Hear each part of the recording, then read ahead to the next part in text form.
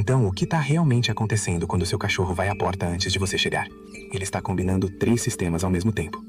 O olfato, que rastreia a degradação do seu cheiro ao longo do dia, a memória de padrões, que registra sua rotina com precisão quase mecânica, e possivelmente uma percepção sensorial que ainda estamos aprendendo a entender. Seu cachorro não tem superpoderes. Ele tem algo mais impressionante. Um sistema nervoso que evoluiu por 10.000 anos exatamente para te encontrar, te rastrear e te esperar. Porque para ele, você é o mais importante do mundo. E o cérebro dele foi construído para saber quando você está voltando para casa.